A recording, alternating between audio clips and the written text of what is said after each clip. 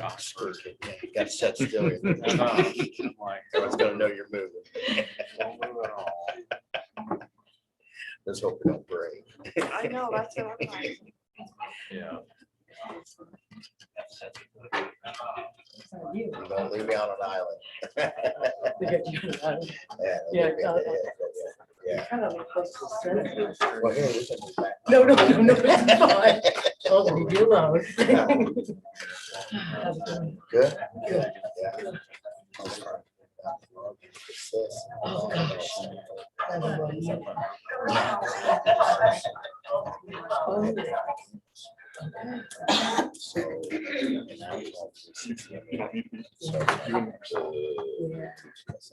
Well, exactly.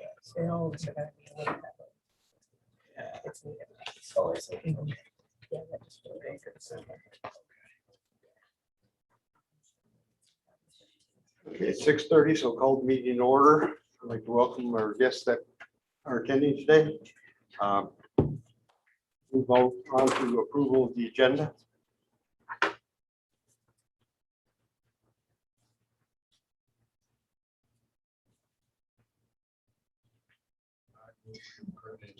Okay, I have a motion from Mark.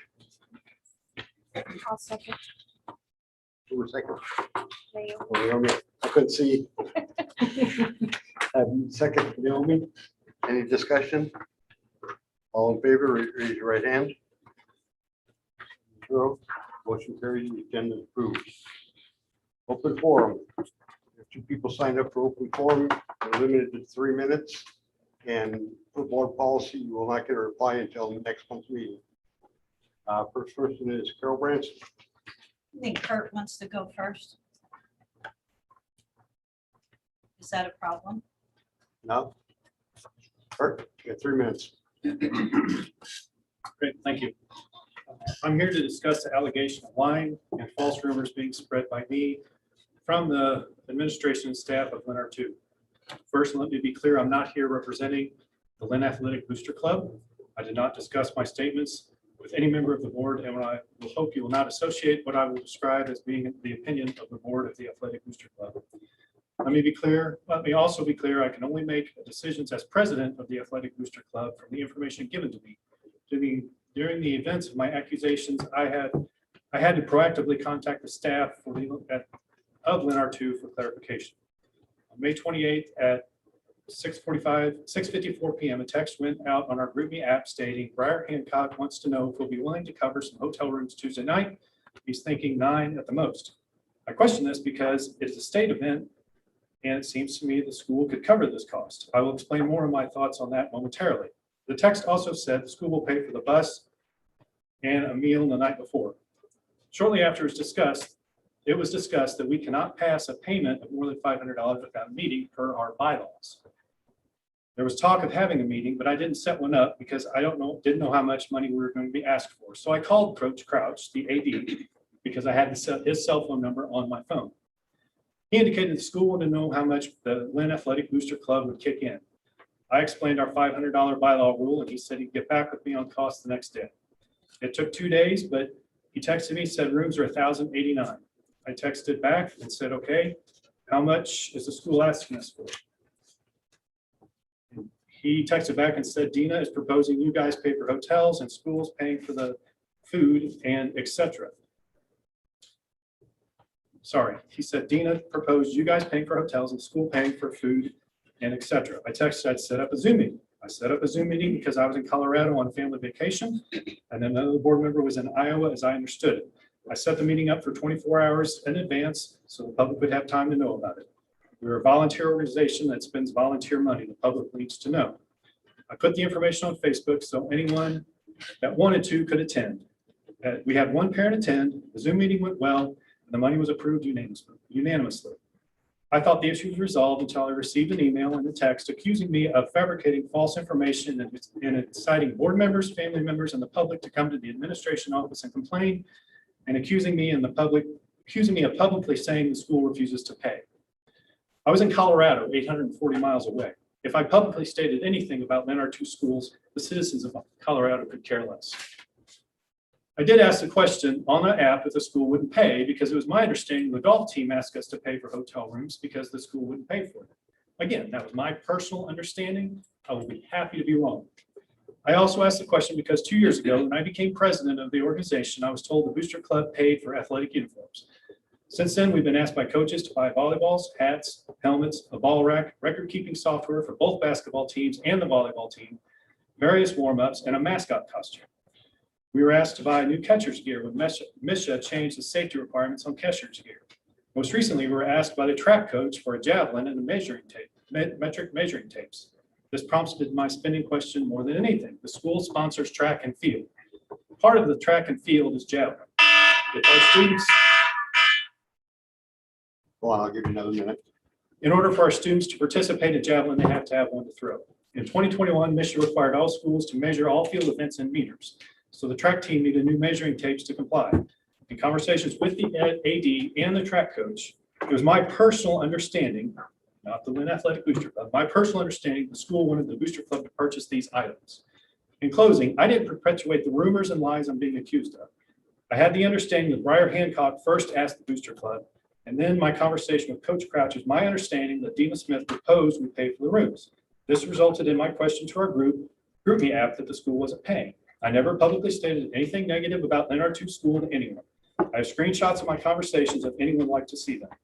Again, I was in Colorado trying to enjoy a family vacation. I will continue to question expenses levied upon the Booster Club simply because the Booster Club has to have a budget for uniforms.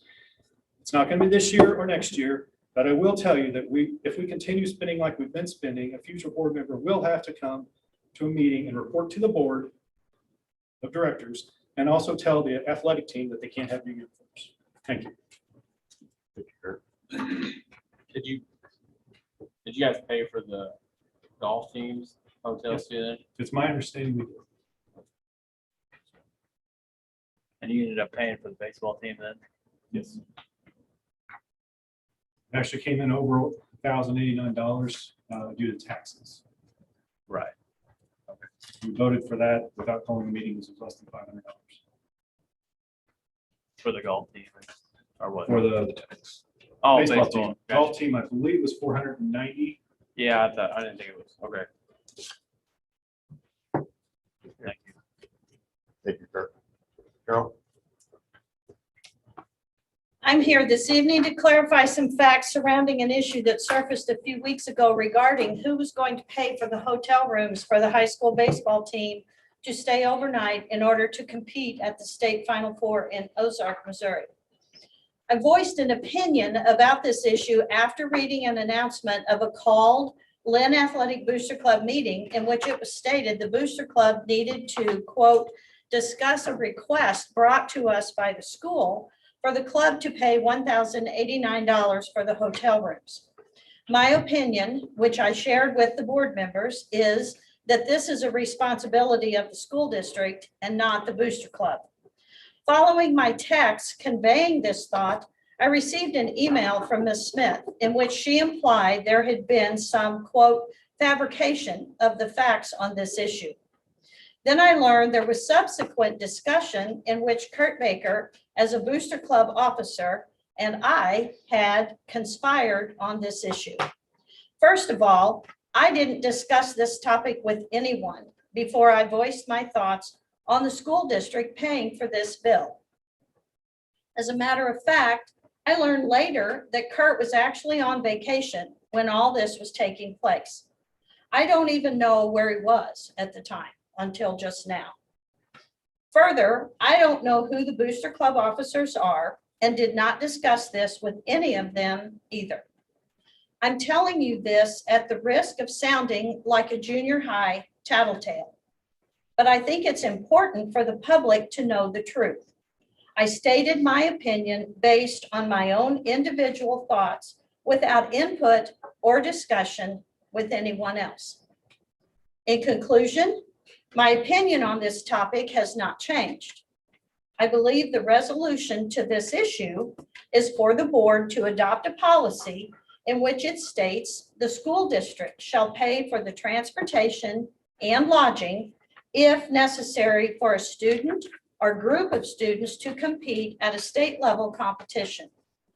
A policy such as this should serve to avoid this kind of miscommunication in the future. In the big picture, this kind of expenditure is well worth the cost in supporting our students who have worked hard to represent our school district in one of the most positive ways possible. It seems to me this is the least our school can do to show them and their parents our support. Thank you. Thank you, Carol.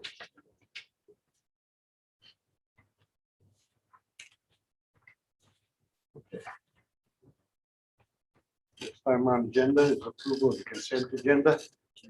Consent agenda consists of the regular open session minutes last month and a surplus list that our approval will declare those items surplus.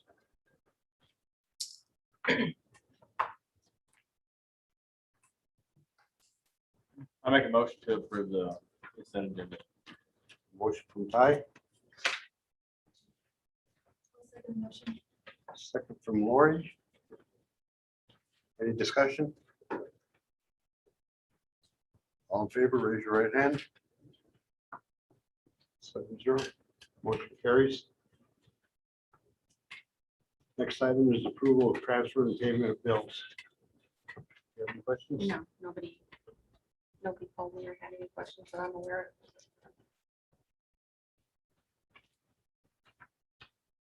Anybody have any input on bills? If not, I'll entertain a motion to approve the transfer and payment of bills.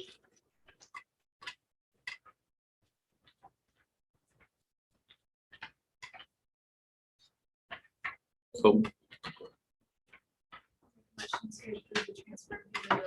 Motion from Lori. Do I have a second? Second. Naomi or Hannah? Yeah, that was no. Naomi, okay. This part doesn't Naomi. Okay, all in favor, raise your right hand. 7-0. Motion carries. Moving on to reports. First report will be the elementary report. Ms. Kingsley. Good evening. Our attendance totals. All different. Our attendance totals that we ended the year with 301. We had a couple of kids leaving. I'm hearing some homeschooling conversations. So we had a couple that left for homeschooling.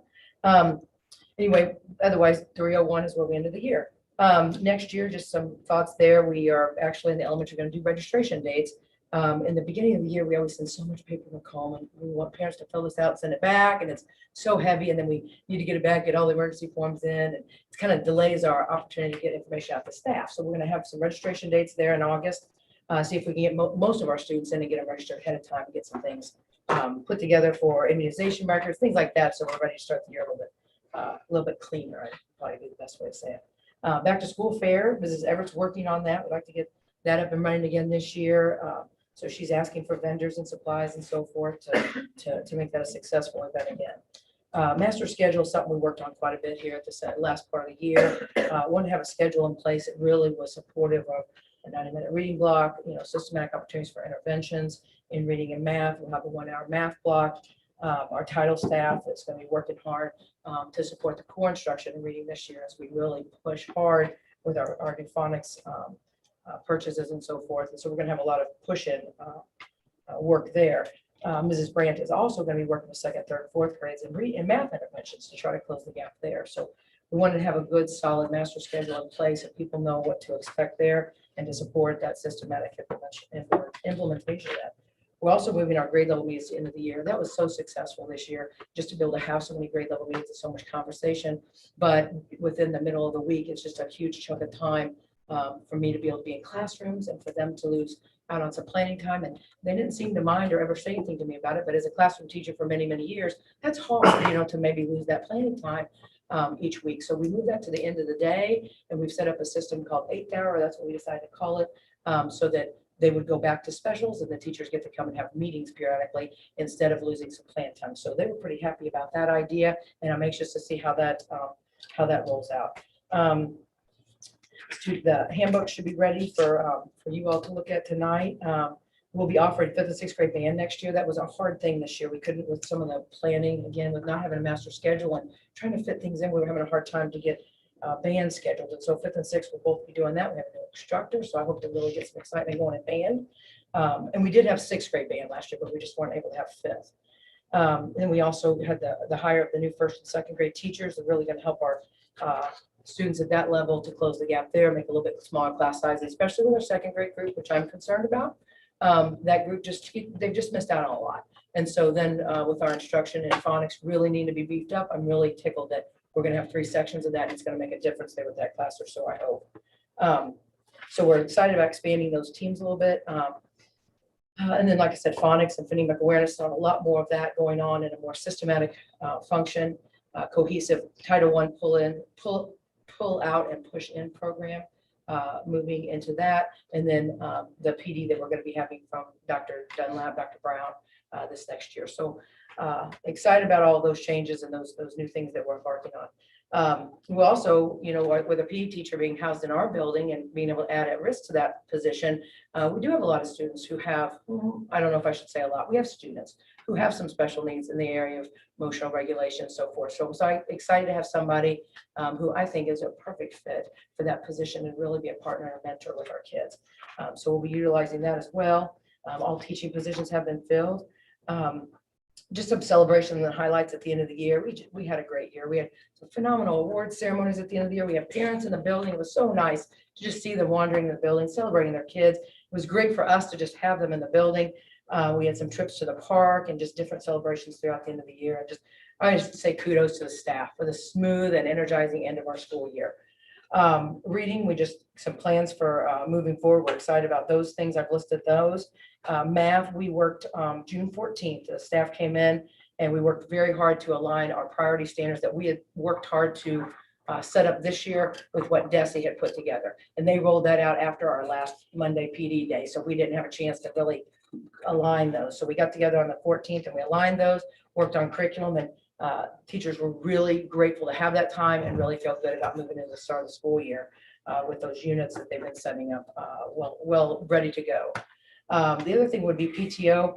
We really have an energized group of parents that are really bringing new life into the PTO, and they are working hard to improve our playground. So right now they're currently looking at purchasing a 3-bay swing set with 6 swings in it, doing some painting on the playground, doing some painting on the upper playground of the fire truck, and getting some basketball goals. So we're excited about maybe getting that stuff. I think there's a little delay in shipping due to COVID, as everything is, but a little delay in shipping, but we're hoping to get that at least at the beginning of the year if we possibly can. But I'm excited about that. They're planning a carnival for the fall, just some fun events for our kids and our families, and really a chance to bring everybody back into the school again. So I'm excited about that. We've got several events listed there at the end of wrapping up end of year, but through the summer and in the fall, all the way up to the first day of school on August 24th. So any questions? Thank you. Tracy. High school report. Mr. Bible actually wrote the report, and so I don't want to put Mr. Jacobs on the hot seat here. But I also don't want you not to have the opportunity to speak if you want to. So anything you want to say about his report, if not. Nope, go right ahead. I was gonna say, if not, they I'm here have for their, moral support. I understand. You do have a copy of Mr. Bible's report in your packets. So if you have any questions, feel free to ask. They ended with a total for the year enrollment there. You can see 320. He has his discipline listed. So if you have any questions, feel free to let me know. Okay, superintendent's report. I did my report a little bit different this month because I wanted to give a CSEP update, a facilities update as to where we are right now. I'm not going to go through each one of these line item by line item because nobody wants to do that. But I did, the way that I determined how we were doing on our action steps on our CSEP plan was whether we were started, progressing, or whether we had completed that action step for the year. And so I did that for each objective, each action step throughout the plan. So if you look at the very bottom of the plan, you can see that for the 2021 school year, we have 96 separate action steps. We completed 52, so that was 54%. We were progressing in 38, so that's 40%. and we hadn't started on 5. So that was 5%. 1 was not possible due to COVID. We couldn't do some of the things that we had said we were going to do because we couldn't have people in the building. So overall, we completed or were progressing on 94% of our objectives, with 5% not started yet. Obviously, as we go through the upcoming year, we will continue to do those things that we do on an annual basis that are part of the plan. Continue to make progress on the areas we're progressing, and with the hopes also of making sure that we get started on that 5% that we haven't started yet. So, any questions on the CSIP plan and where we were in that this year? So this was kind of new to me. So as I went through kind of every line of it. One, like when it's marked completed, Mhm. do you go, even though it's completed for this year, do you bring it up again next year? Yes. Okay. So I think the hardest thing for me was understanding what kind of progress we're making. I mean, kind of in my world, if you can't quantify it, it doesn't happen. And it's hard to quantify progressing. Whereas some of these were, I mean, clearly you could apply numbers to them. So as far as moving, I mean, everything here looks, I mean, the content looks great, but then as I read it, I mean, the action steps, are those written in the beginning of the year? Those were written last year. It's a 5-year plan. And so those action steps were required to have a 5-year plan. And those action steps were written last year by the administration, input from the faculty and staff, input from the community, parents. So then I guess what would then be helpful, okay, so we have action steps. What did we do to accomplish those action steps? I mean, again, it's kind of like as far as the progress, I mean, it's a kind of a check the box. I mean, I can't tell in 5 years from now. I mean, we could check progressing every year, and I don't know if we're really progressing. Maybe we progressed a little bit that year, but how much are we progressing? And then what did we actually do? So, I mean, as far as strategic plans go, I feel like it needs a little more meat, at least,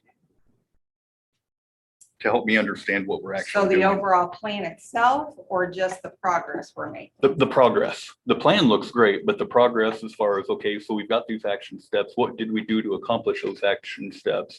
And then how did we measure our progress? And some of them you can't, but a lot of them, especially when you get into test scores and that kind of thing, just knowing, and I know those will go up and down year to year, but we could do the 3-year averages like the state does and that type of thing. And normally we would have on there the test scores. Unfortunately, with COVID, we don't have any from last year, and we don't have ours back from this year yet. So that's part of why we didn't put, exactly Okay. what our test scores were, because we didn't take them last year. Okay, well, that's helpful. So, and I can definitely go back and write a narrative or bullet points or whatever of everything we did under each of those progressing. I just wasn't sure everybody wanted to read all that. I just think that 'Cause it's gonna typically be when a completed. company does something like this and it's completed, then you put the date that it was completed. If there's a date that you can put, it's like, I don't really, like, was it completed this year? Was it completed last year? This would all be is completed this within year. this school year. Yeah, So this is 2021. So anything that you see is completed was done within this school year. And some of those will be done year after year after year. So for example, completing universal screenings, we're going to do that every year. So that'll be completed every year, hopefully, barring any unforeseen circumstance. That'll be completed every year. Providing Title I services for elementary students, that's going to be completed every year. So some of those will be completed every year because we do those every year. But for example, the top one where it says establish vertical teams pre-K through 12 to create a collaborative professional environment and seamless curricular alignment. That's progressing because while we have vertical teams established, I can't say that we have our vertical teams fully cemented in a functional collaborative working relationship. We have them established, we've got it started, but I can't say that we fully hit the target there of making sure that they're a fully functional collaborative team working together seamlessly. for curriculum alignment. So, but if you want me to go down through there and put all the things we've done under each of those for the last year, I can do that. I mean, it'd be super helpful for me, just see what we did to accomplish those action steps. So we did or didn't do map test or the EOC testing. This year we did, but we don't have any results back. But yet. we don't have the results. We did. We didn't do it last year. We did not do it last year. They got COVID hit and school shut down, so they didn't test. So we Okay. tested this last school. And so this was for the last school year. Correct. The progress that you see is for this school year, Sure. 2020, 2021. So, I mean, so I don't know when we normally do this, or do we normally have the scores by now? No, normally it's early fall, August, September. So, I mean, I guess, I'd be all for reviewing this in September then, when we have the scores, So unless do we you- have to do it now. Because I'd rather see the data every year. Otherwise, we're gonna see the data, well, we won't ever see the data. Once the scores are released, there's a report that comes to the board that gives you all the scores. Sure. It won't be in that form. It'll be the same form that it's reported back at the desk. Yeah. The only thing is they withhold it to a certain date, so it can't be released to the board until DESI Yeah. says you can have it. It just makes sense to me that you'd include it in this. So do you, I mean, I I'm just don't- one person here. I can give you the scores when they come back. That's easy enough. But if you want to know what we completed for the year, do you want that in July? Do you want me to wait till the scores come back and do all of it at once? I personally would just soon see it all in one shot and have it all in context.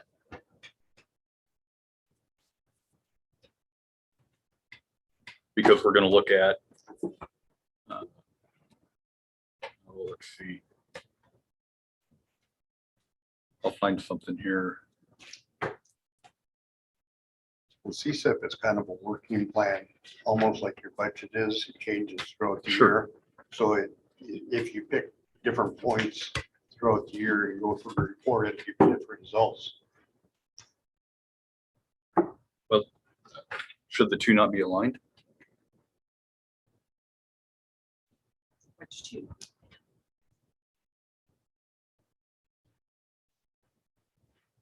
But like on action step 2, for example, monitor and adjust curriculum assessment and instruction annually.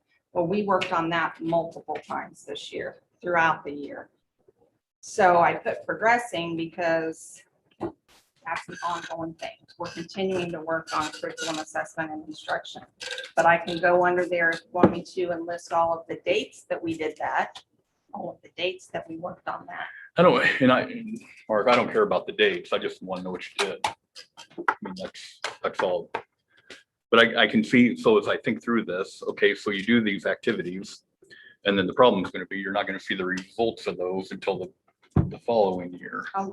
Oftentimes. But that said, I'd still like to figure out what is the correlation between what you did here and our scores. And so however we can figure out to help show that correlation be.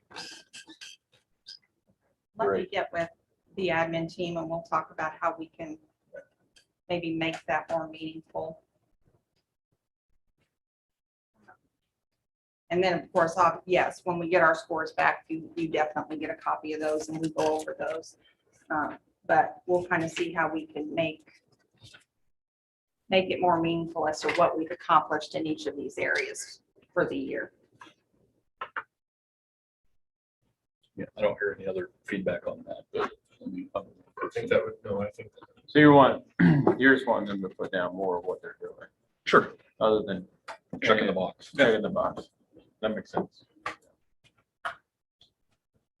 So it's like, I think there's probably a ton of really good stuff you're doing, and I know you tell it to us every month, but I can. For example, at my board meeting last week, I went through my strategic plan, data point by data point by data point, told everything we did and how we got there. And it is helpful for the board to say, hey, these are the great, and for everybody in the community, these are all the great things we did, and then do it in one shot instead of We get it every month, but Sure, I can do that. Like I said, it may be, I don't know exactly when the test results are coming out yet. So it may be September even before we come back and revisit this, but we will definitely do that.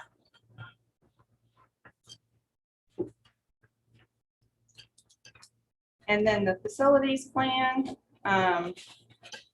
again, if I'm looking at the very last page, I just wanted to kind of give an update on what all we had completed last year for our 1920. You can see that we completed everything last year in 1920, except for the electrical capacity in the outdoor concession stand, and we did complete adding electrical capacity there.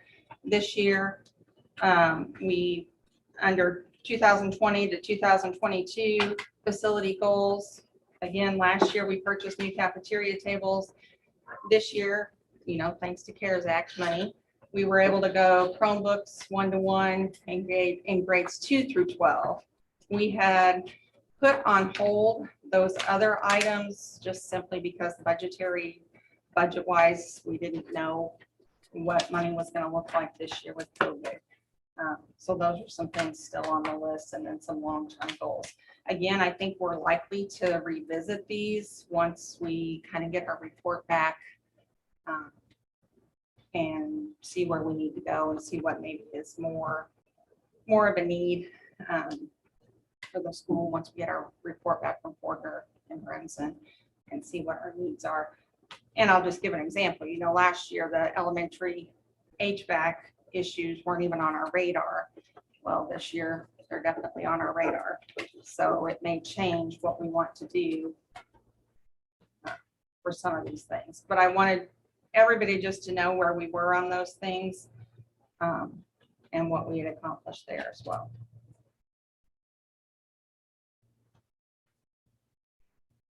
what was the parking lot project? That was, looks like that was a year ago. They sealed it. And Well, then we actually took the back part of the parking lot all the way down and built it back up and repaved it. And then they just repaved the front part of the parking. So they refilled the front. Uh-huh. Man, they didn't hold up very good, did they? It did not. It was not very good. Who did that work? Higgins? Mhm. Huh. Yeah, that didn't hold up very well. It did not hold up well at all. I was walking Did they through say it anything today. about it? I mean, it looks like it's beyond sealing, to be honest. It looks like it's Yeah. failed. It- And so sealing may not do it I any was good. gonna say, I think it's to the point of where we're gonna have to take it down to and rebuild it back up as well. I think the hope, that project started actually before I came on board, but I think the hope was to get a few more years out of it before having to build it back up, but it just hasn't held up well.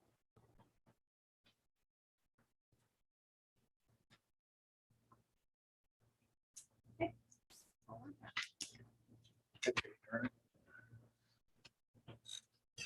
Okay, moving on to discussion action items. 7.1, approval of Navigator Agreement for roofing project. So Corey Baxter Mueller is here from Navigate. He was not able to be here last time because he had a very important preschool graduation that he had to go to, and we all understand that because we all have children. Corey has put together an agreement for our high school roofing project. That agreement is in your board folder, as well as what we would pay Navigate to handle that for us. Corey estimates that we could have that project completed, I think it was by October. The one thing that is currently an issue with roofing is getting insulation. Procuring insulation due to the material that makes up insulation, and your existing roof, if you guys move forward with it, my recommendation would be to do an infrared scan, bring in somebody to scan it, see what insulation below is wet, what needs to be replaced. That would be the one thing that could potentially delay this if you have a significant amount of insulation that needs to be replaced. If not, then yes, it sounds like the rest of the materials could be available and we should be able to get it done by the end of October. So we're asking for approval to move forward with this project. Where did we come up with our basically $104,000 to do the project. Where did that number come from? The what?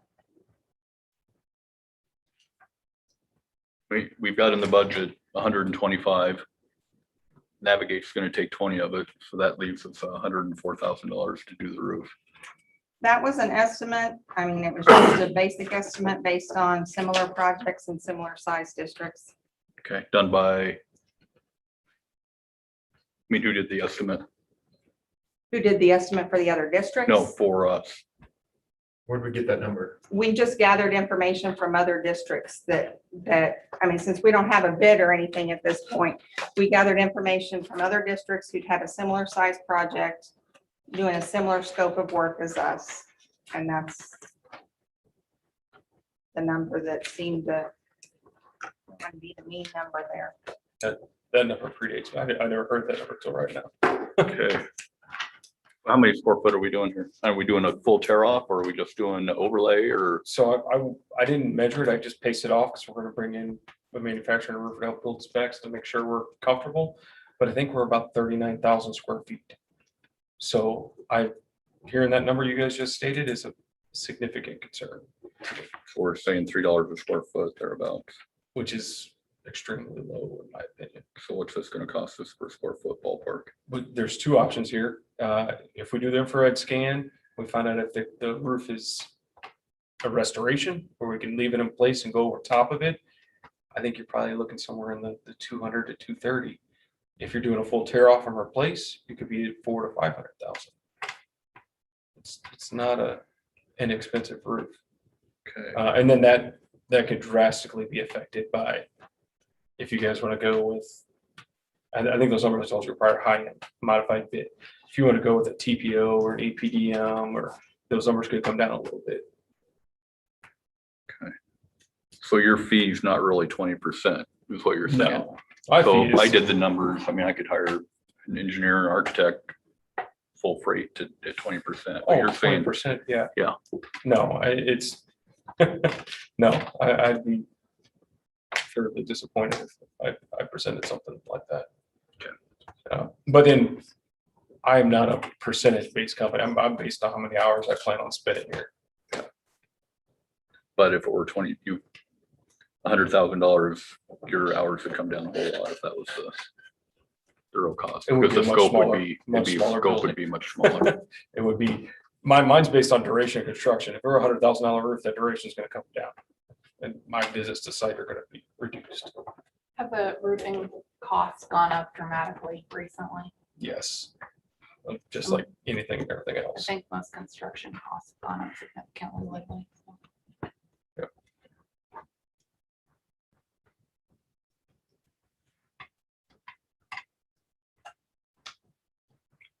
So that said, what's wrong with the roof? Does it, I mean, is it leaked or is it, how many years old is it or, 20 years old. and what is it?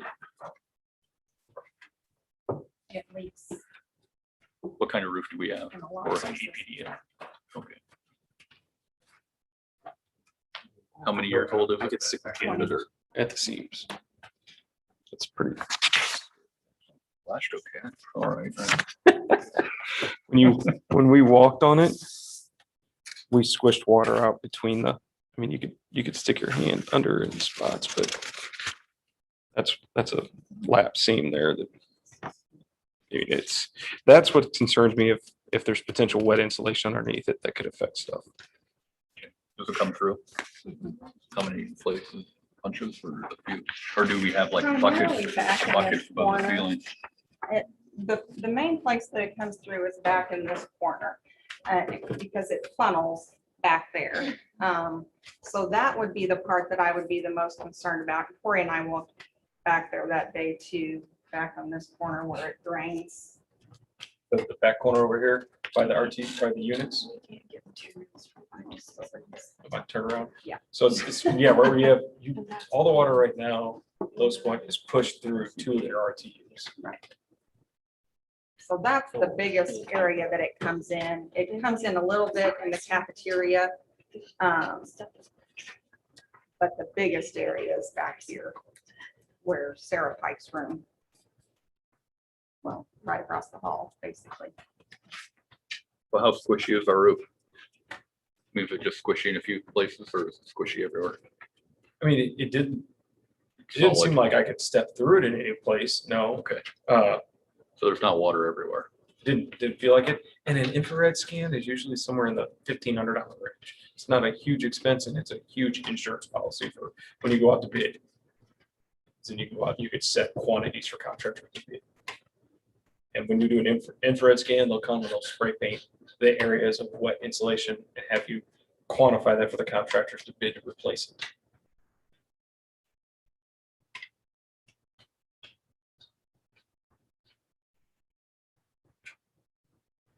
Do we have $400,000? We do. And for one thing, we've not budgeted any of our ESSER three money. And so that's, which I'll go that in a minute, 600 and some odd $1,000. So the other thing that's in the budget that I think we will have to talk about that is a high cost item is our track. And now the interior of the track being a football field. I've got that in the budget for this year.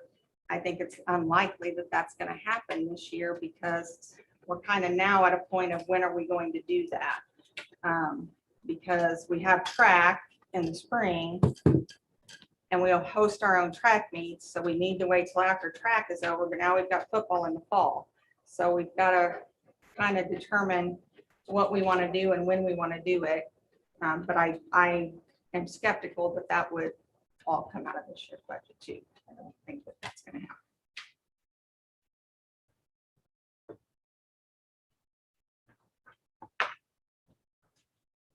Just if you move forward someone that don't fall into the pitfall of bidding it too late in the spring and fighting for, if you're gonna do summer work, I'll be bidding it January, so you're getting the best pricing. And that's where we as a group have to decide what all we're going to do.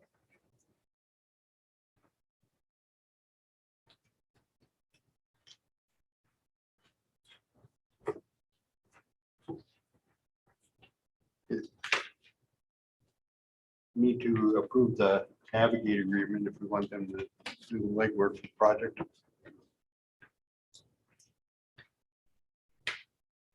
Will you be looking to use local vendors? Oh, yeah, you'll get your best, I mean, it's gonna be publicly bid, competitively bid. I mean, so local vendors typically give you your best price. Because they don't have the travel expense, they don't have the daily expense. And if you guys have a list of any particular vendors that we could reach out to, it's always beneficial because the local community always has more contacts and somebody else trying to reach in. Be pretty good at smoothing over when the local vendors say, hey, I could have just come up here and told you what you need to do on your roof and given you a number. Yeah, because that doesn't meet any state procurement guidelines and we're a public entity, so you can't do that. So if they would, because I mean, they could come in, design for it, and we could send it out to bid to 3 different people. So, and we heard it at the last meeting, but let's hear your version of it. What's the benefit of you doing that instead of having one of the local vendors do that? Or if they, What you just mentioned, saying out to 3 guys, so that won't meet your state procurement guidelines there. It needs to be a public bid opening for anything over $50,000. sure, you'll post it for 30 days online, whatever. Yeah, but you get a couple of quotes, you post it. So what's the benefit of you working us through that rather than having the local roofing guy help us put the package together to put online? If your local roofing guy's gonna put that together and then he's gonna try and bid on it himself, it seems like a major conflict of interest there is potential. You could design a package to where you have a benefit, obviously. Mhm. And then us being a third party, we have no benefit to arbitrarily raising any pricing. Our benefit is to show the owner the best process. Also, I think us being an outside vendor, not going to one person, I'm going to walk you through every multitude of options, whether or not local vendor you talk to does it or doesn't do it. I mean, we'll walk through whoever the district wants to talk about modified bitumen, EPDM, TPO, key ply, TPA. And if we're gonna do a coating over it instead, just walk through multiple options with a multitude of estimates to match each option. So you can make that decision. And then we'll walk through the pros and cons, maintenance wise, warranty wise, to go through that, because I don't know how big your maintenance staff is for maintaining this roof, but say one. We can also bring in the manufacturer to give the training to those people to ensure that life expectancy.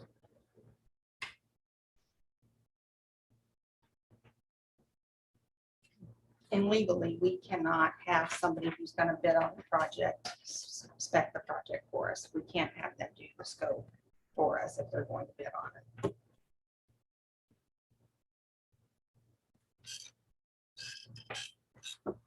You work for other school? That's all I work for. In my company, I run the K-12 division.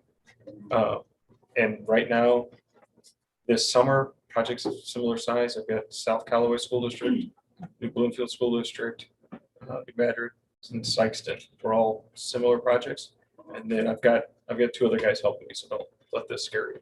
I've also got Brentwood School District and Kirkwood School District, which are two significantly sized projects in the $30 to $50 million range. But those two guys are dedicated to those two. But yeah, that's all I deal with. And I just completed a similar South Callaway. Currently, we're doing all new windows in all three of their buildings and tuck point on the exterior. But we just did a $50,000 roofing project with them, and then we did I want to say we're like $95,000 roofing project with New Bloomfield.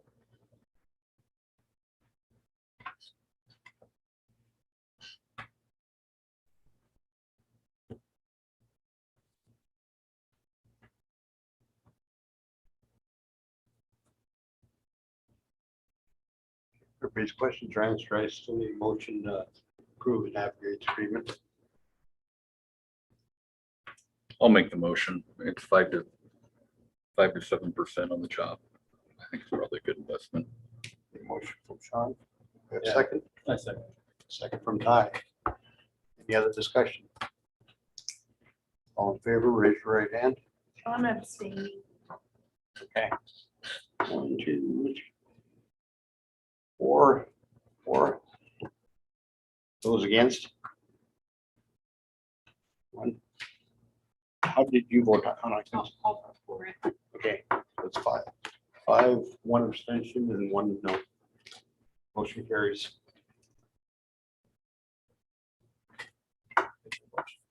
I also mentioned your paving project. If you guys haven't heard of it, you might know of it. Low lift concrete. About a 2-inch lift of concrete over existing asphalt paving. Mhm. Lift that up. So if you get failing asphalt, you don't want to tear it down. That's what makes a great base for it. And so I'll cut the concrete 4x4 squares and allows concrete to flex with the paving. Really? How many years will it last? Right now, Northwest School District in Cedar Hill, Missouri, it's got about 20 years on there. Really? Wow. So it's proven. It's being pushed by the ACI right now, American Concrete Institute. So it's So what, it's like a super high strength concrete or something, or? No, it's just Or dry? they increased the saw cut pattern down to like a 4 foot by 4 foot square. So it allows it to have a little bit of flexibility, which you don't think of when you concrete, you don't think of flexibility. It'd be a great solution for you guys. You say low lift concrete, is that what you said? Low, yeah, it's a low lift concrete. So it's only usually like a 2-inch thick lift over. Have a good night. Thank you. Thank you. Okay, next item on the agenda is reviewing the handbooks. This is only a review by the board. Has anybody read through them and noticed anything that needed to be changed? Were there any changes? I was gonna say Tracy should go over hers. The high school one, there was a form in there that said student handbook changes and it told what was changed. There's 5 changes. Okay, I'll be honest, that's the one thing I didn't read. for the handbook. Nothing major. I mean, Tracy. Put do in you have attendance anything? policy. Yeah. That's something we had changed and some little adjustment to wording. But the attendance policy is somewhere else in the meeting too, though, right? We have to, yes, it is, as the first reading of a regulation for our attendance. Okay. So if that doesn't pass, they'll go back in their handbooks Okay. and revert back. Question about the attendance policy, because it said after 6 absences that DFS would be contracted. Is that even with the approved absences for? Human services? On ours, we weren't gonna contact DFS till after 12 absences. There was, when you have a success team meeting, sometimes if there's a case manager, somebody working that with the family, then we might involve anybody who's working with the family. So that's kind of just an example, a counselor, anybody who they might be working with DFS. If there's already a juvenile officer involved, then you bring those people in just to try to work with the family. So it wouldn't be a hotline call. If that's what what I you was mean, wondering, yeah. because I was just thinking if they were excused absences, like that's a bit. Oh, Right. right. No, if you have No, 6 no. doctor's notes in there, Yeah. No. then no, that's not good. And a lot of times when you have those kind of verified absences, we're not really concerned about that situation. It's when you have a lot of unexcused absences that we're really very concerned with kind of getting the family in and sitting down and seeing what we can do to help the child in school. The only, that we had in our practice has been that we don't allow kids to use cell phones before and after school. Yet, as I'm reading very closely through there, it very clearly said students could use them before and after school. So I don't know where that came from, but we adjusted that because that's just kind of it's not in line with our practice. Some directory information, we just added that in. That was our policy as a district. I added a little something to the last page that they sign. Even though it's covered in directory, it always worries me. If you really have a child that you really don't want to picture on social media, even though it's covered in there that that it says in there you can do that unless, that's just part of directory information. I want to point that out to a parent. If they don't want their child's picture on social media, I want them to let us know and us be really mindful of not doing that. So I added that to the last page to just make a note down there. If you had a child that you didn't want on social media, we make sure we would do that. And then we had a sign off on the technology on there too. So really, I don't think there is much else, maybe little wording adjustments.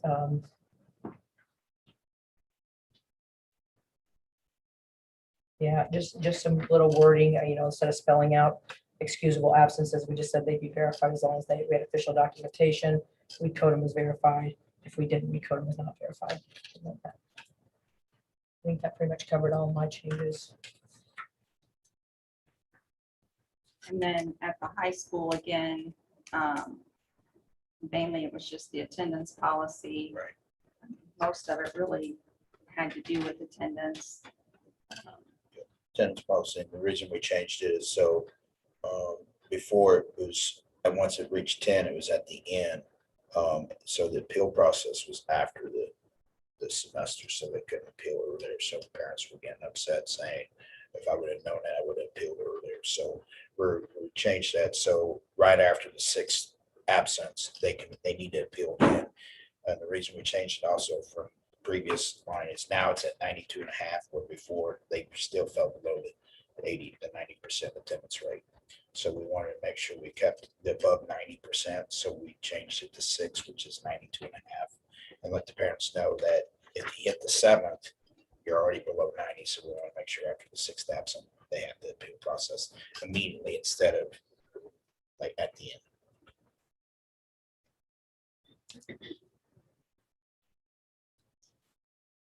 Can I have some clarification on this section about student rights and the written statements?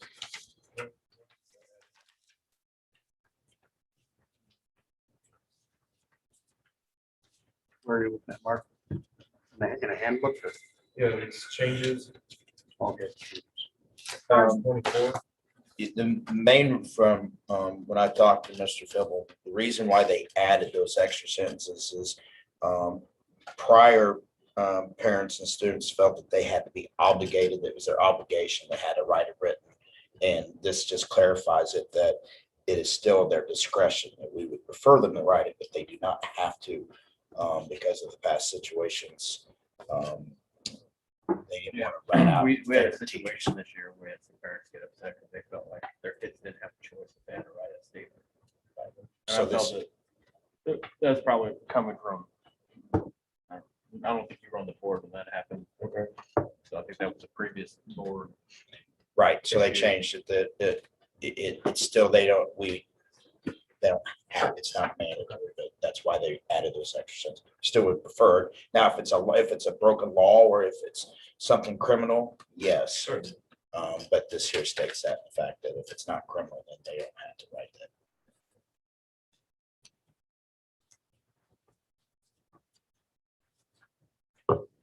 Nothing else, we'll move on to the Title I program evaluation. You have a copy of this in your board packet. It was put together by Melanie Brandt and Beth Plume, who are our 2 Title I teachers currently. It is a federal program. Actually, I'm gonna let Tracy. I haven't seen the report. You don't have to see Okay. the report, but I'm gonna let you kind of talk about how they did Title I services this year. And then we can do. Okay. We employed a double screener this year, and we utilized the information from the screener then to determine where our needs fell for intervention. And then we employed our interventions in those areas. We did progress monitoring to see if kids were progressing as we expected, and if they were, great, we'd continue until they met grade level or were at a proficient level. And if they did not, then we would reevaluate. We might do some further screening and testing to see where the area of deficiency really was, so we could apply the correct instructional practices to the need of the child. So Mrs. Brandt, Mrs. Plume worked a really successful, very involved pull-out program this year, mostly surrounding interventions. Mrs. Plume did quite a bit with K-1-2, especially kindergarten and first, really trying to solidify those pre-reading skills with them. And then we worked at the 3rd, 4th, 5th, and 6th with the teachers to provide an intervention time, where the teachers also had an intervention group as well as our title staff did. And then we just monitored our progress as the year went along and provided interventions as necessary. Is that pretty well give up? I knew you could give a better Okay. overview than me reading what they Okay. wrote. One thing about those two ladies that I want to reiterate is how hard they worked this year to Oh. really hone in on how to understand the DIBELS and make their groups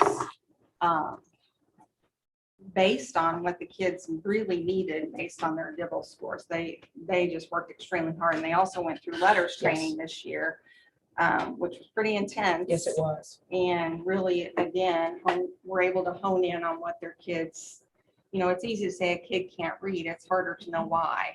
And so they worked very, very hard this year on trying to come up with the why so they could group those kids together.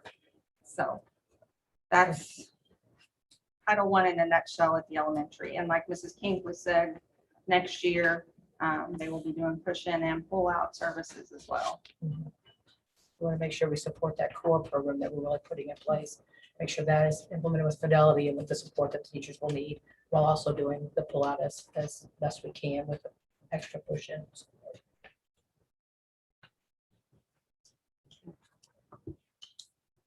Move on to 7.4, A+ program evaluation. And this report was put together by Shannon Wolf, who's responsible for A+ at the high school. We have approximately 230 students currently enrolled.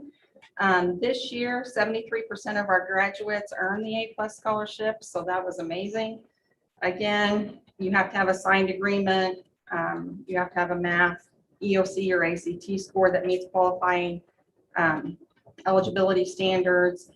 Minimum GPA of 2.5, 95% attendance, 50 hours of tutoring, 25 hours of volunteer service, citizenship, and so on. So 73% of our kids met that this year, of our graduating kids. Shannon really does a great job of trying to make sure that kids are on board with A+ and gets them signed up for A+. This year in summer school, we had, oh my goodness, I'm trying to think of how many we had.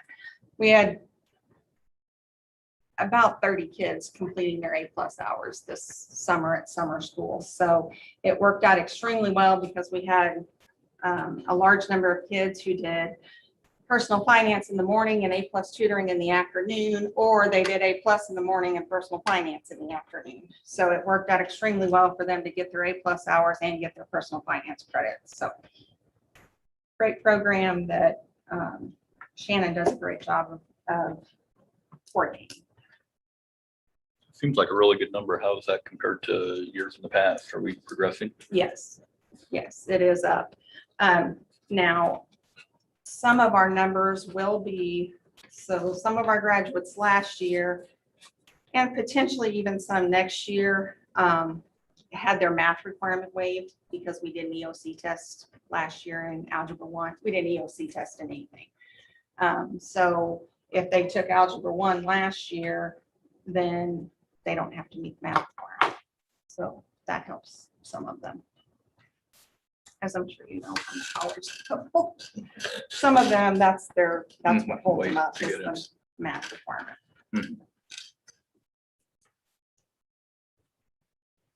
7.5 student support program. We discussed this last month, and this is a way to use our ESSER funds to pay for some tutoring. I did go back on the forms and put on there that they would turn in their log monthly instead of at the end of the year, so that we could keep a monthly kind of running total, and just really make sure that, I mean, I want to make sure that it's also worth our while to do this. So one of the requests last month from the board was to have them turn in their log monthly.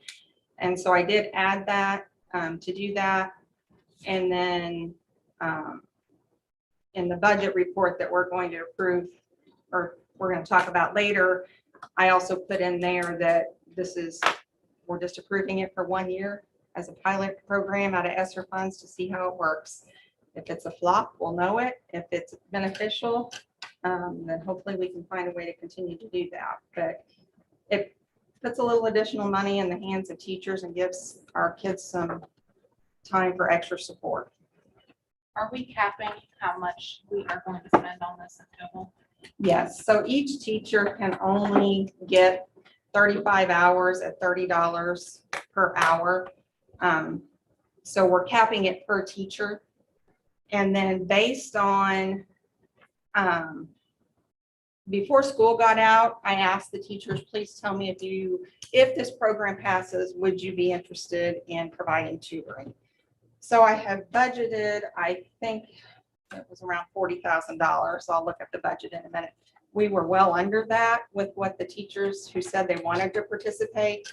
So I don't think we'll even hit that $40,000 mark, but that's kind of where we're at this point.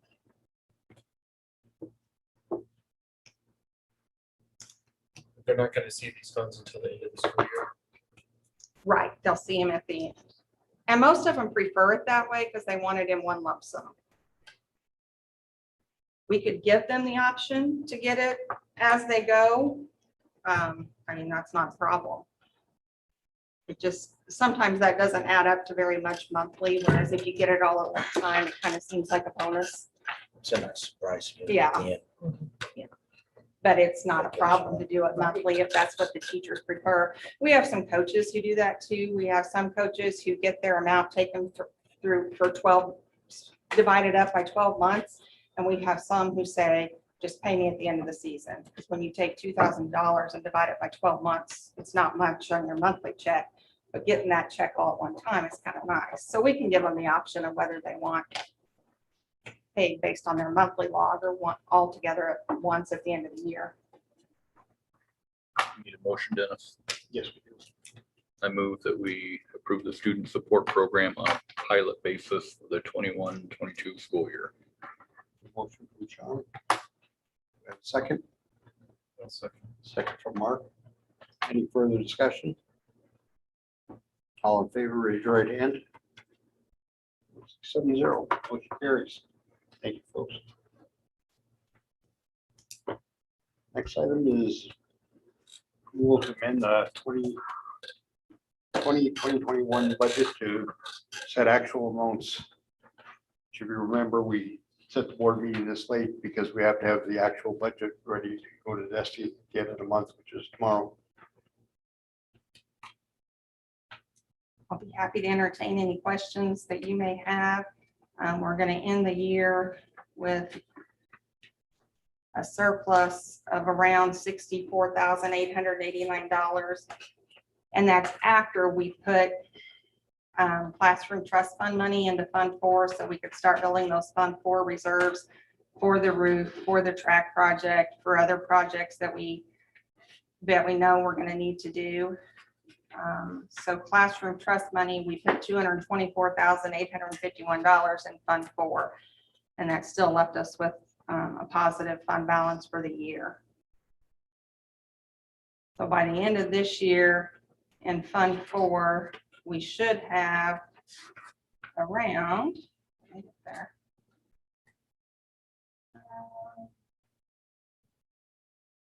$378,153, and that doesn't include anything that we will put in there for next year.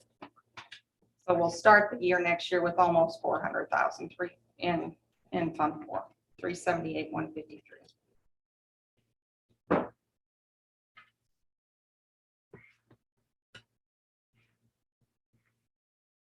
Need a motion? I do. Move they approve the revised 2021 budget. Motion from Sean. I have a second. Second. Who was that? Ty.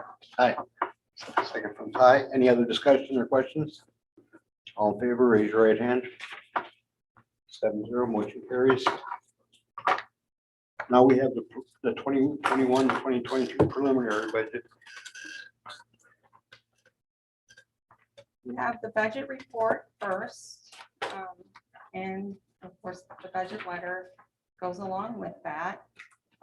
You can see where I put historical assessed valuation for the last 5 years. So everybody can see what our assessed valuation has done for the last 5 years. I also put our tax levy in there and what that has looked like for the last 5 years. Our enrollment counts for the last 2 years, well, actually the last 3 years I put in there. And then I put our average daily attendance and our weighted average daily attendance in there because those are used in calculations for classroom trust fund, foundation formula, and Prop C. So it helps to kind of see what our attendance is doing from year to year. We don't have this year's yet, so we won't know that quite yet. But that just gives you a little bit of historical data so you can see where our attendance has been over the last several years. And then the budget message. Obviously, I'm not going to read through the whole thing, but you can see under major budget assumptions, the state adequacy target for next year is projected to be 63.75. I've used 63.45 to make sure that we have a, as much as they always hope to fully fund the foundation formula, sometimes that doesn't happen. Again, same thing with Prop C and classroom trust. I always underestimate because they don't always get fully funded either. But hopefully we will continue to see the economy rebound. We're projected to get $91,700 in Title I revenue next year. That does not include any carryover that we may have from this year. So it'll probably end up being a little bit more than that. But that's what's been budgeted at this point because that's our allocation for next year. We do expect to see a slight increase in assessed valuation this year. Assessed valuation, when it increases though, if it increases too much, you can't see a big boom because of an assessed valuation increase. So the Hancock Amendment steps in and says, okay, if your assessed valuation jumps this much, your tax rate has to go down this much. So in the budget, instead of leaving our tax rate at 2.8189, which is what it is this year, I put it back at 2.75 because that's the lowest it can absolutely go. It may not go to 2.75. It just depends on what our assessed valuation does. So I've set it low because that's the lowest it could go. So that puts, again, we added a first grade position. We've added a second grade position that will be paid totally out of ESSER funds. That's a 1-year position. We know that going in. We're adding the student support program out of ESSER funds. Those are just some basic budget assumptions. So you can see your anticipated revenues, anticipated expenditures. At the bottom, the unrestricted anticipated revenue, that's what's in Fund 1 and Fund 2. And the unrestricted anticipated expenses is what's in Fund 1 and Fund 2, because Fund 3 and Fund 4 are restricted. So in those funds, we right now are projected to have a surplus of $87,875 for next year. And then the rest of that is just the major revenues and major expenses that you will see in the budget. Again, I'm not going to go line item by line item, but if you have questions, I'll be happy to answer those. And then towards the end, you will see our bond payment schedule.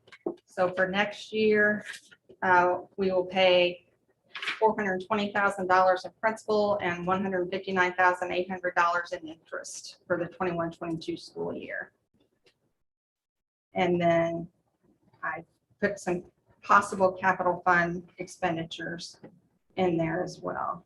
And then our CDs and money market, what those are currently at. And then you have the actual budget document.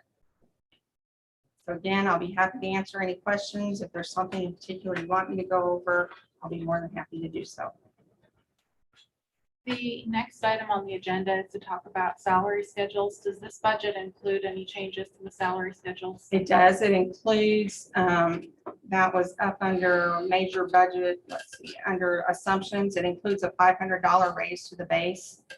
And then that reflects on the support staff salary schedule is tied to the certified salary schedule. So when you raise to the base on the certified schedule, it also raises the classified schedule. So it's putting $500 to the base. Basically for all staff. And were you assuming having ESSER 2 funds to do that? Or are we going to No. have enough money going forward to be able to continue? We would have enough money without ESSER 2 funds to do that, to sustain that. And that's why I didn't go any higher than 500. Yeah, we could sustain that as long as we have ESSER funds, but you have to be able to sustain it without ESSER funds. So I think maybe there's a longer discussion with regard to that. I mean, so the 87,000 is unrestricted. Okay, but I mean, I'd personally like to have a little longer discussion on the base, but before we do that, because that I think might be longer. Just my first question is, I'm totally ignorant. What is a purchase service? A purchase service would be something such as, like our audit is considered a purchase service. If we purchase, so Tyler Technologies does our SysK-12 student information system. That would be a purchase service. So let's do it in the context of athletics, because that Okay. was the one that I didn't understand what the purchase services Sure. would be. So when we go to a track meet and they charge us $150, that's a purchase service. When we go to a baseball tournament and they charge us $200 for a baseball tournament, that's a purchase service. Those kinds of things for athletics are purchase services. So the athletics programs themselves have basically a minuscule budget. I mean, some of them have like a $100 and $200 budget for supplies. And then there's a general as well. Okay, and how much was that? So when the programs say they don't have money, they probably don't have money. They also can see the general one. And who makes the determination of who gets, the athletic director makes the athletic- determination? Yes, the athletic director would visit with the coach, and if the coach said, hey, I need whatever, then the athletic director would have them submit a requisition, the athletic director would approve it, and then it would come to our office for approval. So there is a general athletic supply budget of $7,000. And then a general athletic purchase service budget of $1,230, excuse me. But the baseball team itself has a budget of $100. Right. So you can buy like 20 baseballs. I That don't know, comes what's out the of baseball cost? No, that comes out of general athletic. Okay, so that would come out of,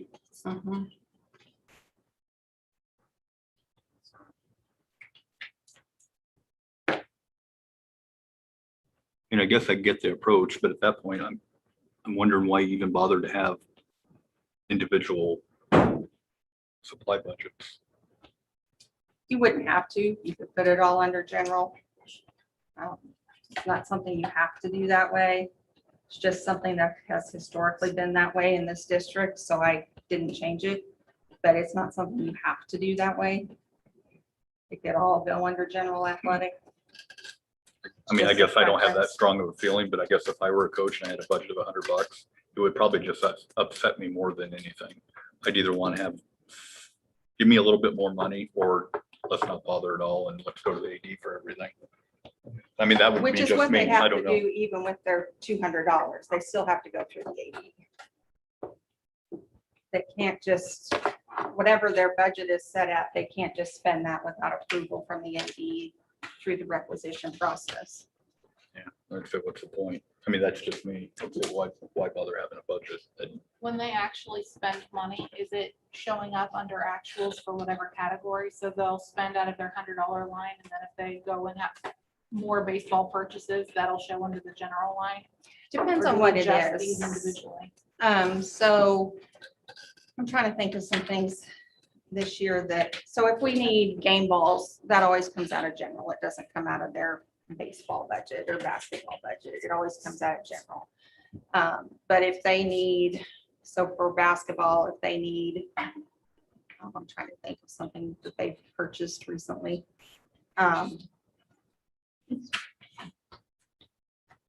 So sometimes they get some conditioning equipment that would come out of specifically basketball, if it was for basketball.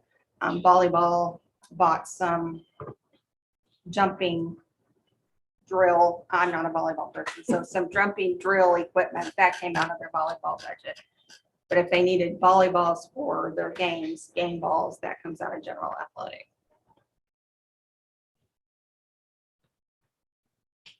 Any revenues that are received from the gate? And I know that a lot of that goes to pay for referees and things like that, but how is that classified? Is that this line item for athletics? should be on the revenue side. Yeah, shouldn't it? if you go back up to the revenue side, under local revenue, What page? it is So it's on $25,000. page 6, well, page 16, page 3 at the bottom of the budget, but page 16. We get about $25,000. And so that money's going to other places too, like facilities and utilities and overhead Officials. and officials. Yep, transportation, coaches. Okay.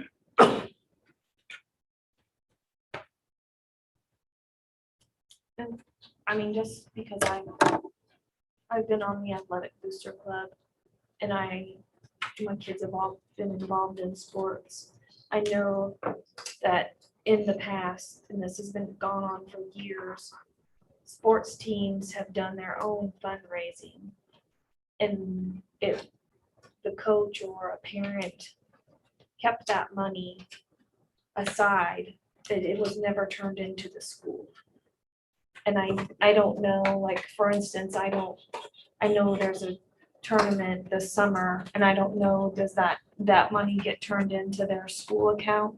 Or That's does- what's, I'm sorry, I didn't mean to. No, you're fine. I just know that that has happened in the past where a parent kept in control of this checking account, and then like if, I know, for instance, it was the volleyball team years ago that, and then when equipment was needed or they wanted special socks, it was all bought out of that account, but it never went through the school. So I don't know if that still happens or if.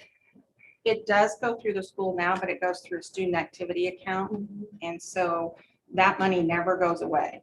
So if they raise $30,000 and this year they only spent $12,000, it's not like the $18,000 just goes into fund balances. It stays in their Yeah, like- activity account. Each sport has an SA account Mhm. besides this account. that Yes, we're they talking do. about. And most of them in their SA account have some pretty healthy balances. Right. Yeah. Well, that's what I The mean. golf team, Right, that's what I the was golf talking team about. and the They're basketball having a, you they do know, a tournament they did a tournament last year. right, so I know, that's why I was wondering if that was in this account or if it was the SA account. No, that's in their SA account. So they still have that money there too. Yeah, given that makes more sense to just do it. Again, I don't, maybe they all want to have their $100 budget. That's kind of but- why that budget is so small, because each team does fundraising. Then that, Like baseball hats is something I can think of that they bought out of their SA account. Because they had raised, and like their warm-ups often will come out of that. They Right. specifically raise money. to buy their warm-ups. Like I said, golf has a tournament every year that they, Yeah, I think they bought one year that, I think they helped pay for that simulator. I don't remember. that was before me, so I don't know. Yeah, I can't remember. It's next month. It's next month. I know they've been doing it together. But Ryan does both sports, so. Yeah. Okay, so that answered that. Audit, last year was 17,800, this year it's 7,600. What's the difference? Last year, if you'll remember, because we had so many issues with our new accounting software, the auditors had to come in and help us Okay. tremendously. And then this year, in order to offset some of that additional cost, this year, our accounting software company is not charging us for our accounting software because a portion of that was their fault as to why we had so much more in audit charges. And rather than just having them refund us money from last year, they're just not charging us this year. Is there any money in there to have them present the audit yet? I asked them and it's minimal, it's $500. Okay. So Do we at some point need to vote to have them do that, or can we just plan on having them do that? I can just ask them to do it. It's not. Didn't notice we have one CD coming due in September. We do. So at that point, we will have to determine what to do there. Or where we meet the best interest. And we're, at this point, that's not, no interest rates real great at this point. But yes, we'll have to determine where we want to, what we want to do with that, where we can get the best interest rate. I gotta get to that page. So if we were gonna try to pay certified staff more, would this be the point to talk about that, or would we talk about it when we approve the certified staff salaries? It would be when we approve the certified staff salaries, and then I Okay. can amend the budget Okay, later. At this point, this is just the starting budget. The only thing to remember about staff salaries is that it's a continuing expense. It's something you have to be able to fund in the future. well, I know. You Yeah, mentioned, you deal with it more than. you mentioned before that you don't have any ESSER 3 money in this budget. Is your plan to add that as soon as we find out for sure if we're getting it? And what we want to use it for. And again, I think it's after the or after salary schedules. I'll kind of talk about that a little bit, but yes. I didn't put any of it in there because we don't have any idea yet how we want to spend that money. So I don't want to put $600,000 worth of revenue in the budget without knowing how we're going to spend that so that we can put it on the expense side. Plus, we have until 2024 to spend it. So it may be something we don't want to touch this year. It may be something we need to if we've got some projects that need to be done. So I think those are some discussions that we, as a board, and I will have to have is what we want to do. What's our priority with that money? Because I was looking at like the ag budget. Equipment enhancements, so enhancement grant came out here just a week or two ago. What do they use to match that? Do they If they- use their budget or? If they do an enhancement grant, typically what they do is they come to me and say, hey, we want to do this enhancement grant. This is what we want / need. This would be the match for the district. What do you think? And if I think that the district can afford that, then they bring it to the board to get it approved for the board to pay this portion and, or, out of the budget, and the enhancement grant pay the rest of it. Do they This year they did one. It was pretty small, but they had actually gotten a donation from Pioneer Seed that they used as their match to do some greenhouse improvements. Do they typically do thousands or tens of thousands of dollars in their They haven't enhancement? done one since I've been here. My past experience in previous districts is we do tens of thousands of dollars. Yeah, you're foolish not to. Yeah, Yeah, and we do millions and yeah. Yeah. So that's been my past experience, but they haven't done one here since I've been here. wonder why. FACTS did one last year, ironically enough, for some Chromebooks, which then We ended up this year being able to fund out ESSER money anyway, but even that one wasn't huge because I think she bought 30 Chromebooks. So it wasn't you remember, Eric, was it 30, 25? Was 25. 25. So the district match on that ended up only being about $3,700. Is ag 50/50 or 25/75? Depends on which one you do. There's a 50/50 and there's a 25/75. I would encourage them to take full advantage of that Yes. going forward. That's throwing money away. They haven't approached me about it this year, but I'm sure will. I'm sure that they have something in mind. Need a motion to approve the preliminary budget. Make a motion to approve the 2021-2022 preliminary budget. Motion from Ty. Second. Second from Sean. Any other discussion? All in favor, raise your right hand. 7-0, motion carries. Now we're on the certified, non-certified salary schedule. So as I mentioned, I'm recommending $500 increase to the base salary for next year. With step increases, that would provide everyone on the certified schedule with a 2.2 to 3.1% increase in salary. And then of course, the support staff salary schedule increases accordingly. So if $500 is what is decided, that adds about $47,365,000 with all other raises. Years of experience, because everybody got their steps for years of experience, added about $45,695. We have some people who are anticipating moving horizontally on the salary schedule because they have increased education. So that'll cost us around $17,827. Additional insurance costs, $28,534. So to fund the salary schedule with $500 on the base and all of the related costs would be approximately $139,421.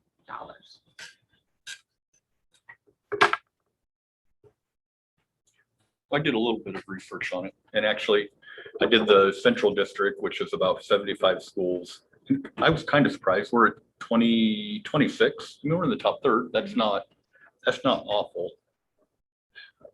The thing I wouldn't say struggled with, but I thought, I think we saw it this year. I mean, we compete with Jeff City, we compete with Blair Oaks, and let's see, there, Jeff City is at 38.2, Blair Oaks at 37.1. You could say big city or bigger. Now there are a lot of schools bigger than us that pay less. I think the one that probably maybe concerned me a little bit was Fatima. Their base is 33.5. And if you only increase at 500 a year, we're never going to catch up. And to me, if we have 87,000, I was thinking, well, why wouldn't you do 1,000? And then next year, just make it clear to everybody next year, if we don't see property increase and so on, next year you may not get a base raise, but try to make up a little ground this year in case next year, and hopefully next year we could go back to maybe 500 or whatever. But every once in a while, it seemed to me that we need to give a bigger bump on base. And if we've got a surplus, maybe this is the year to do it. The main reason I didn't go higher than that, because I totally understand what you're saying, is part of that 87,000 is because we're not fully filling the special ed director position this year. So if we fully filled that, that's a $40,000 off of that surplus. So that takes us down to about $47,000 worth of surplus. So as a general rule of thumb, for every $100 you put on the base, it costs around $10,000. Looked to me like most of the folks in the area were given about 500 on base, which I'm sure that's probably where he came up with 500 on base, because that's what a lot of the schools were doing. Actually, there was a school that gave a little less, but. And last year we gave 300. The year before we gave 1,000, and the year before that we gave 1,000.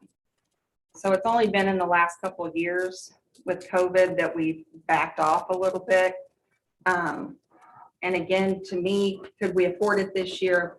Yeah, we could. I just worry about sustainability of that going forward, because we also don't have any football expenses in there yet. So that's why I didn't go higher than 500. I'm just really worried about I guess this is banker me, but I'm worried about going forward if we don't try to catch up a little now while we can. Inflation is coming and it's not going to be good, and we will be even more behind the eight ball. And that's where I guess we have to make a decision, and now's a good time to make it as to what our priority is. Because I did put some additional money from Classroom Trust Fund into Fund 4, because we need some projects done. So I can take that out and put it back into Fund 2 and give a higher raise in salary, but then we're not gonna be able to do as much in capital projects. Again, though, we have ESSER 3 money coming, so we could do some capital projects out of ESSER 3 money. I just don't have any of that budgeted yet. So if our goal for next year is to get staff salaries up, then by all means, I'll be happy to move Classroom Trust Fund money out of Fund 4, put it back in Fund 2, and give a higher raise on the base. I have no problem doing that. I just was looking at it in terms of needing to fund some of those bigger projects. But we don't have to when we know we've got ESSER 3 money coming. So that's totally something that if the board wants to put it on the base instead of putting it in Fund 4, that's fine with me. And that's, I want to say, about $90,000. Let me look real fast. If we do 1,000, where's that put us? So right now we're at 500. So if you did another 500, you're looking at about another 50,000, roughly. That's not exact, but that's a rough estimate. Where does it put us on the salary schedule? So that would put us at 3, 4, 5. 34. No. No, 30. that's Fatima. 33, 3. 33. 33, I think is where it would put us. Put us within $200, 200 lower. Man, I'd love to do 1,200. Well, you You're got gonna give me a heart attack, Sean. but you gotta figure they're gonna add. They're gonna take a jump too. Oh, yeah, They're they're gonna be behind, but yeah. yeah, that's true. One of their deficit spending in their budget this year. That's true. They are. $93,850 is what I took from Classroom Trust Fund money and put in Fund 4. If the board decides they want that to go back into Fund 2 so that we can fund a higher salary or a higher raise on the base, absolutely doable. I have no problem doing that. Just know that that $93,850 then would come off with Fund 4. But again, we have ESSER 3 money coming, so that's not, you know, a do or die thing for Fund 4. Let me ask you another way. Are you opposed to giving a bigger bump on the base? Oh, no, not at all. Mm-mm.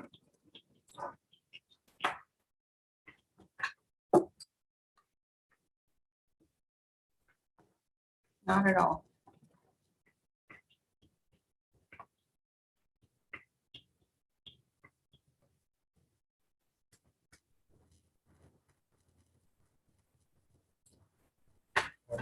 Why?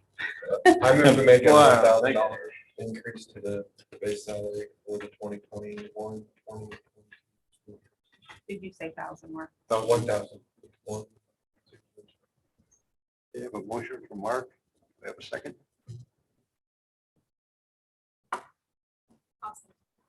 Second from Lori. Any further discussion?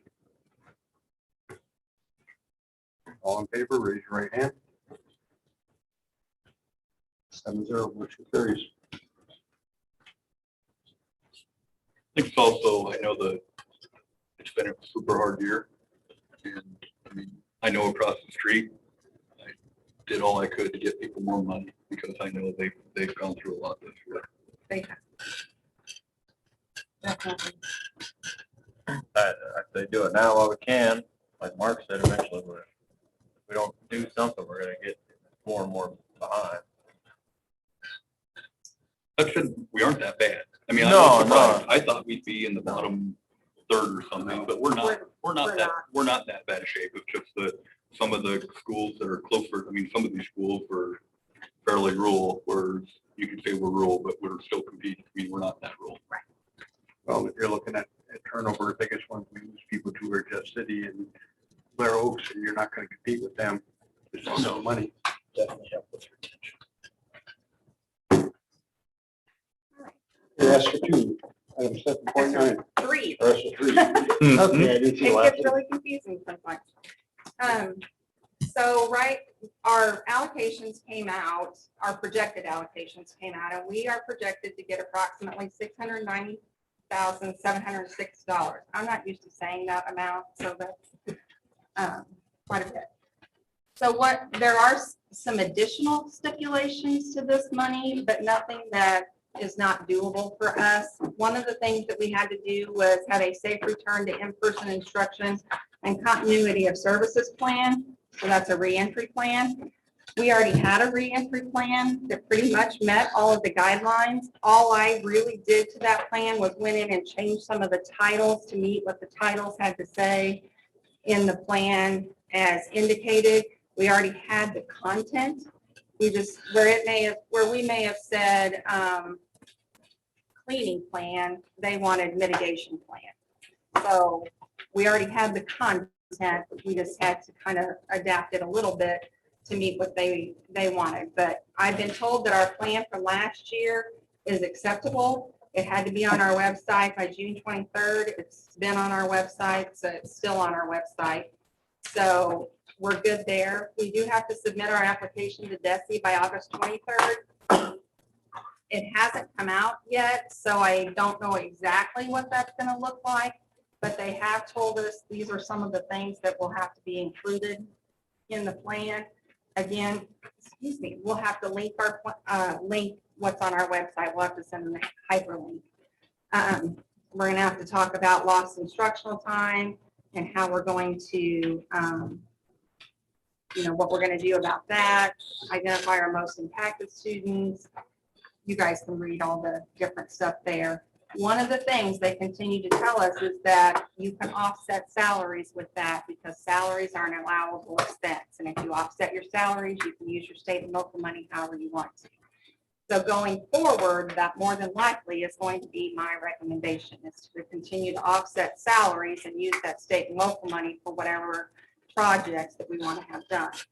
Because even though some of our projects I think would definitely be approved to ensure air quality, for example, you still have to go through the whole process of getting them approved. Whereas if I just free up salary money or offset salary money and take that state and local money and use it for that, it doesn't have to be approved by anybody but the board. So just know going forward that we will have this money. We don't have it yet. It hasn't come to us yet. We can't apply for it yet. We can't do any of that. But what they told us is the amount that we are going to get is that $640,000 or $690,706. So we will need to be thinking diligently about what we want to do with that money. Again, we have until 2024 to spend it. So it's not like we have to spend it all this year or even next year if there are things that we want to look at down the road. Do they give you a draw schedule on it, or can you draw it all at once? Yeah, you can draw it.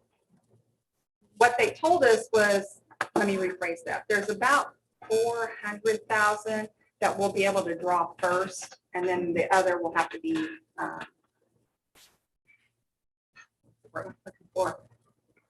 reapportioned to you. So not all of it at once, but a big chunk of it can be done at one time. I think you'd be foolish not to use it all towards salaries. Right. As fast as you can. It's the easiest. Yeah, as soon as you can do it, do it.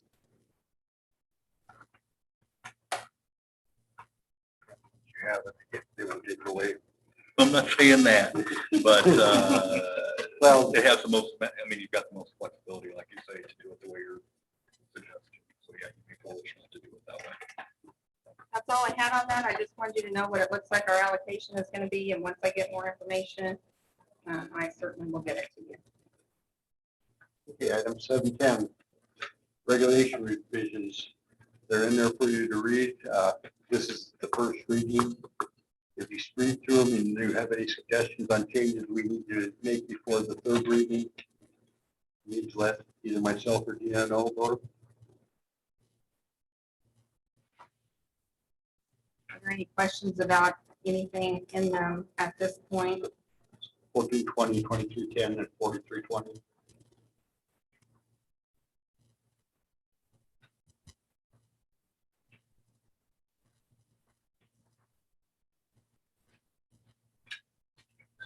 The clarification about vacation.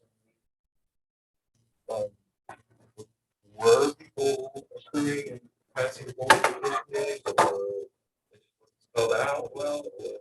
It used to be, and then somewhere along the line, and I don't know where because I wasn't here at that time, it used to have that exact statement in the policy, and somewhere along the line through revisions, that just didn't get put back in. And so then people are starting to accrue some vacation leave. And I'll just tell you a district that I know, because the superintendent asked us what our policies were. They have a custodian this year who's going to retire. This was last year. And he had so many vacation days built up, they were paying 2 custodians because they were paying somebody to sub for him full time, plus they were paying him when he had all these vacation days accrued. So that's what we are trying to get away from, is for that to happen. So do you have any staff that have accrued a bunch of vacation that they're all of a sudden going to lose, or how are you going to deal with that? I wouldn't say we have anybody that has accrued a bunch at this point, but we wouldn't take away what they already have. We just going forward wouldn't allow them to accrue additional days on top of that. Yeah, we don't want to take away what somebody has diligently kept, thinking they could keep it forever.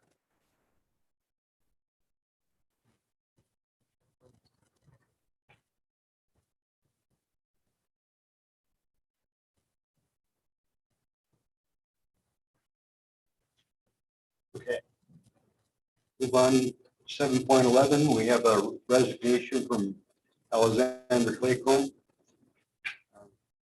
She returned her unsigned contract and is taking a job with, I believe, Jeff City School District. Need a motion to accept the resignation.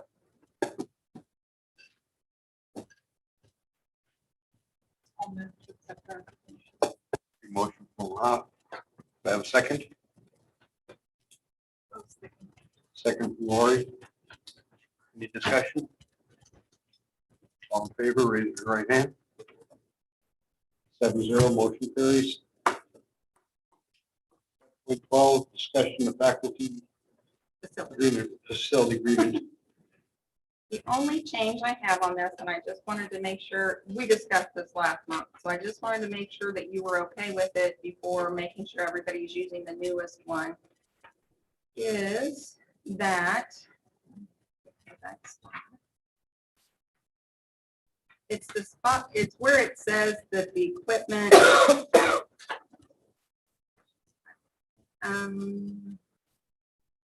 no, it's under, so it's on page 4, number 5. And I just added the statement because we had talked about this, but at no time will the weight room or indoor batting cage be available for use by outside groups or individuals, because we had talked about those being potentially dangerous areas for people to use. So What page was that on? it's, 4? well, it's page 4 on the PDF. Let me see what its number is. Item number 5, when we get to It's under General general conditions. conditions for facility use, item number 5, the last sentence. So you could have, I mean, if you had like a volunteer coach or something, you could have, they're an attendant. Yes, right. Okay. yes.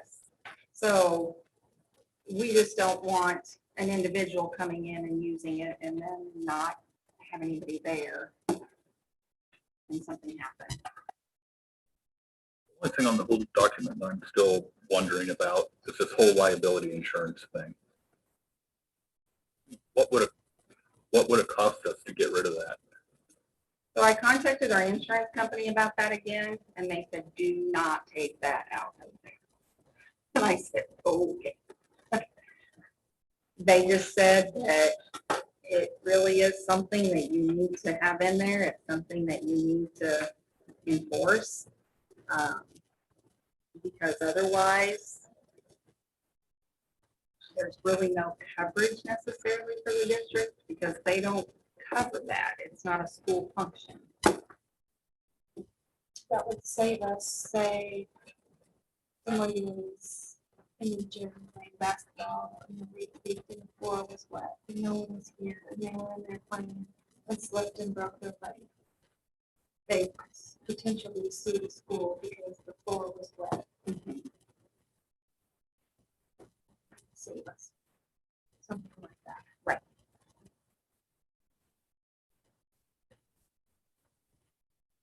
And that language actually came directly from the insurance. Do we know what that would cost for somebody, say the chess club? I'm trying. Does the chess club have a $2 million liability No, policy? they don't. And so, I mean, I don't want to go there with the chess club. Probably any more I than you do. don't know. I don't know. Why is the chess club not school affiliated? Are they or not? They're not, because they are, I mean, they're just an outside group that forms. That seems weird. to me. I don't understand why. They're like a not. club team, basically. But I just think about like, when I was in school, we had a basketball team that basically extended the junior high basketball season. And we had a volunteer coach and we used the field house. But I don't know what, and I know that like, I could think of people that do that right now for kids. But I don't really know where they would go and get, I mean, $2 million liability. They can actually purchase it through our insurance carrier. I can find out how much that is. I don't know off the top of my head. Probably not that much. No, it's usually not. It's pretty minimal cost. I can definitely find that out. I did not. I can. And I can even ask them, you know, is there a general liability policy that the school can buy that covers anybody? I just don't know. Any district that I've ever been in has made them do this, so. So we have them sign a liability waiver and we tell them to have insurance. Has that always been in there? It's been in there since this was last approved, which was before me, so. I think it was probably just ignored. Was it ignored then? Because I would assume that most of the people that are using the field house did not have this covenant. Because we've had, I know Austin played basketball in the PAL, well, down PAL when they did it. We practiced in the field house and I guarantee we didn't have. But PALS is an organized league, and most of the time they have their own insurance. And they probably do, because I mean, that's just like Right, that the was, volleyball club. right. Each league has their own insurance. Yeah. And you have to, I mean, to be in the club, you have to pay for that. But I'm saying if I have insurance. a club team that's using it, They would have the insurance. They do. Through their club team. I'm traveling baseball, traveling softball, you AAA, you buy team insurance. All those clubs. They all I say have. wrestling, when you have that club, you register your team with that, whatever league. I just don't want to eliminate people that were going, that are already using it. They would have it. I just don't want to get the practice of kicking people out that we put that have been using it for years. I think they have. Huh. Club ball, I mean, they all have that insurance. Right. And that's been my experience with most of the teams that use it now, is they are able to provide us with a copy that they already have it through Oh, okay. whatever organization. So they don't have to get it separately because they have it through their organization. Okay. And I can definitely find out some rates and see, you know, so that we would have that to Well, offer. Yeah, maybe it's not a big deal, but maybe if it's Just don't know. hundreds of dollars, then Well, let me do some research and find out what some rates would be, and then, I don't even have a specific group. I'm just thinking. I mean, I'll give it, I mean, the chess club.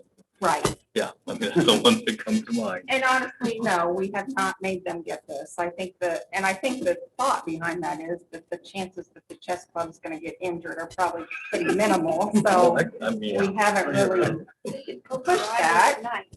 Now, I get injured at chess club, but not everybody has that gift. So, But I'll get some rates and just do some research and see what it might cost somebody. I just don't want to eliminate somebody that's already there. Yes, I understand what You you're know what I'm saying? I want to encourage the public to use our facilities. And I agree with that wholeheartedly. We just have to make sure the district is covered too, so that we don't end up in trouble down the road. But I'll call our insurance company again and see what they can tell me about coverage.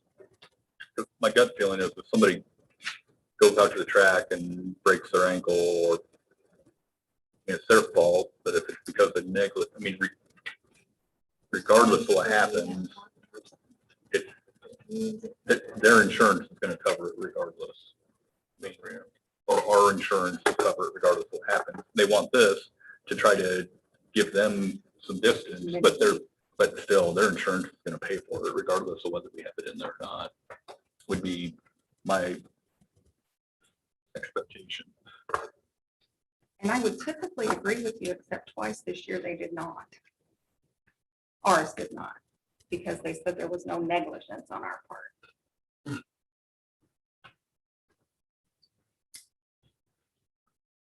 That it was just an accident. There was no negligent circumstances. But I will just reach out to them and see what they can tell me, see what additional information they can give me. I think what we'll do is we'll just table that item for next month. Right. Agenda for next month. Nobody's in the facilities in July anyway, because we're doing the floors and stuff, so. It'd probably be worth calling somebody local too, just Sure. to see, okay, yeah, you're in Missouri and you're going to the gym versus Gallagher, that's gonna look at you the same way as they would any other Right. big school. Protect you through the membership program, don't you? Or they're covered because of members or. I think our general liability just covers anybody and everybody. Okay. Moving to announcements, our next regular meeting will be July 20th, and it will be in the multi-purpose room. I will. I'll be here. I'll be on vacation. At this time, I'll entertain a motion to adjourn the closed section.